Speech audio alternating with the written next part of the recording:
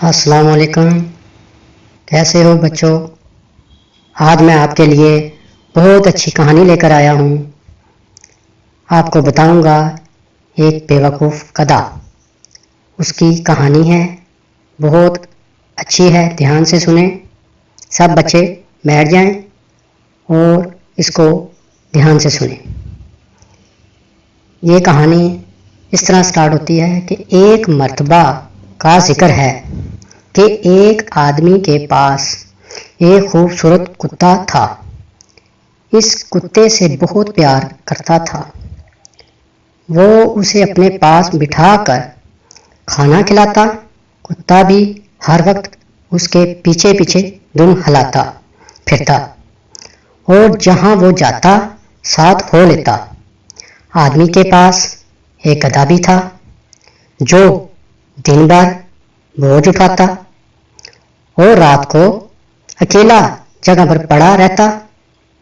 ایک دن گدھے نے کھڑکی میں منہ ڈال کر مالک کے کمرے میں جھانکا تو دیکھا کہ حیران رہ گیا کہ کتا مزے سے کھانا کھا رہا تھا اور مالک پاس بیٹھا اسے چمکا رہا تھا۔ گدھا اسے دیکھ کر جل گیا اور دل میں کہنے لگا، آخر میرا مالک اس کتے کو اتنا پیار کیوں کرتا ہے؟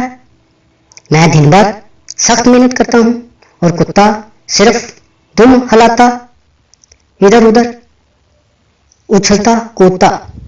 اس نے سوچا کہ اگر میں بھی کتے کی طرح اچھلنے کودنے اور دم ہلانے لگوں تو مالک مجھے بھی اس طرح پیار کرے گا۔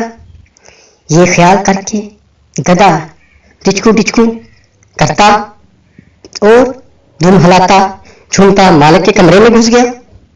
اس نے آسمان کی طرف منہ اٹھایا، دانت نکالے، ایسے تیزی سے دم ہلائی کہ شیشے، کانچ کے برتن میز سے نیچے آ گرے اور لمباری سے ٹکرا کر ٹوٹ گئے۔ اور پھر اس نے اچھل کر اگلے پاؤں مالک کی گود میں رکھ دیے۔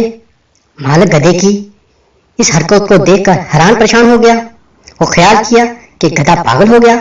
قریب کے ہمسائے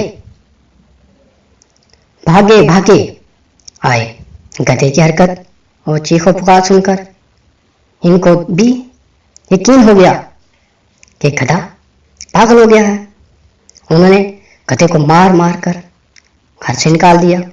بیچارہ گدھا اس سب کے لیے تیار نہیں تھا۔